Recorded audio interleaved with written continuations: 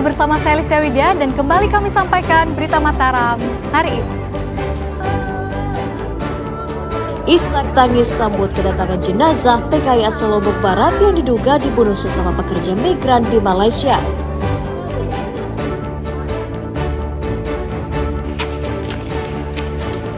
Tilap ratusan juta rupiah uang perusahaan, seorang sopir travel di Mataram diringkus polisi.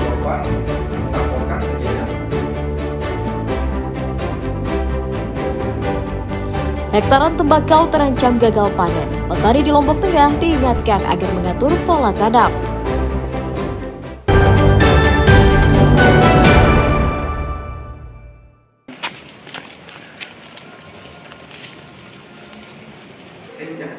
Pemuda berinisial SN diringkus Satuan Unit Reserse Kriminal Polsek Ampenan karena diduga menggelapkan ratusan juta rupiah uang perusahaan di tempatnya bekerja. Tersangka ditangkap setelah dilaporkan pemilik perusahaan bus travel karena ia tidak menyetorkan uang setoran sewa bus ke perusahaan. Dalam kasus ini, polisi menyita sisa uang perusahaan sebesar 29 juta rupiah, kwitansi sewa bus, dan 10 lembar bukti transfer ke rekening pelaku sebagai barang bukti. Dari hasil pemeriksaan, penggelapan dilakukan tersangka sejak bulan Januari hingga Mei 2025 hingga perusahaan merugi sekitar 140 juta rupiah lebih. Pelaku bekerja yang sehari-hari bekerja sebagai sopir, menerima semua uang setoran sewa bus PT Bajang dan tanpa menyetorkan ke akunting PT Bajang. Dan uang tersebut digunakan untuk kepentingan pribadi. Ya, jadi total kerugian jumlah 140 juta 652 ribu. Tersangka mengaku menggelapkan uang perusahaan untuk membeli sepeda motor dan kebutuhan pribadinya. Selama bekerja di PT Bajang, berapa uang yang digelapkan semua pasangan? 140 sekian. 140 juta sekian ya. Masih tersisa kemarin yang dikembalikan atau dijadikan barang bukti itu berapa? Masih tersisa 29 juta. 29 juta. Sisanya digunakan untuk apa? Kepentingan pribadi. Atas ulahnya, pemuda 30 tahun ini dijerat pasal 374 Undang-Undang KUHP tentang penggelapan dengan ancaman hukuman pidana 4 tahun penjara. Awaludin dari Kota Mataram melaporkan.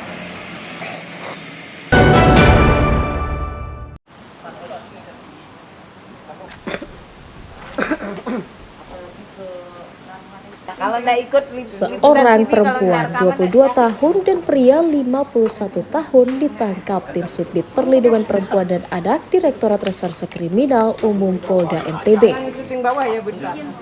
Keduanya diduga terlibat dalam eksploitasi seksual anak di bawah umur. Kasus ini terungkap atas laporan Lembaga Perlindungan Anak setelah korban meminta pendampingan atas kasus eksploitasi seksual yang menimpanya. Berdasarkan keterangan korban dan sejumlah saksi lain, polisi meringkus perempuan yang tak lain adalah kakak kandung korban dan pria yang mengencani korban. Untuk memuluskan aksinya, tersangka memaksa korban untuk melayani pria tersebut dengan iming-iming hadiah ponsel. Sang kakak terima imbalan uang sebesar 8 juta rupiah setelah menjual adiknya ke pelaku pria. Tersangka ES dan tersangka MAA mempertemukan dengan adiknya atau korban. Di sana kemudian korban mengalami suatu eksploitasi dalam bentuk kekerasan seksual ya, atau pelecehan seksual. Kami menemukan suatu modus yang dilakukan di mana tersangka ES itu mengajak, menjanjikan akan diberikan hadiah atau sesuatu barang. Kasus kekerasan seksual tersebut terjadi sekitar bulan April 2024 yang menyebabkan korban hamil. Awalnya kasusnya adalah kasus anak yang melahirkan usia masih 13 tahun, usia SD, melahirkan dan kemudian setelah kami melakukan satu proses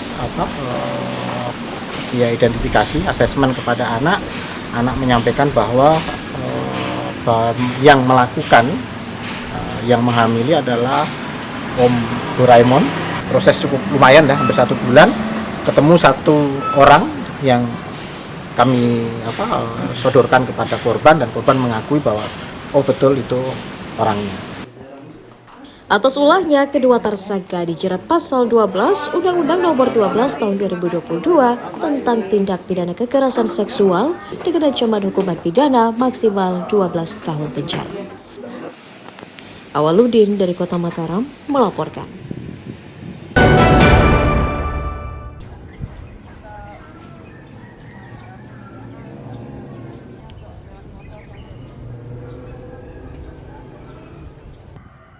Warga Desa Mujur, Kecamatan Praia Timur meminta pemerintah Kabupaten Lombok Tengah segera memperbaiki jembatan yang rusak tergerus banjir di wilayahnya.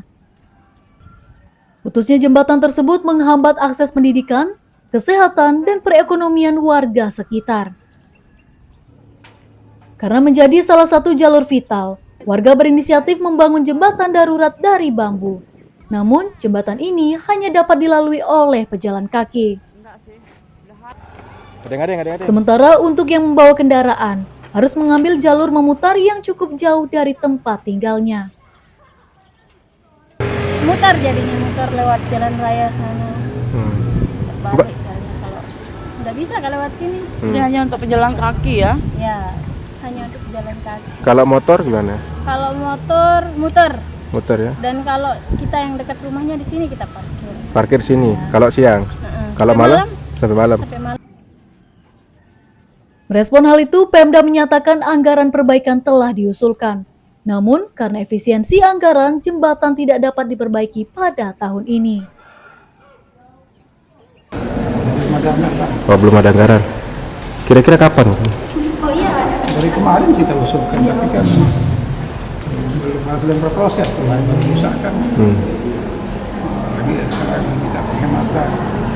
Mudah-mudahan bisa, dan begitu perubahan juga susah.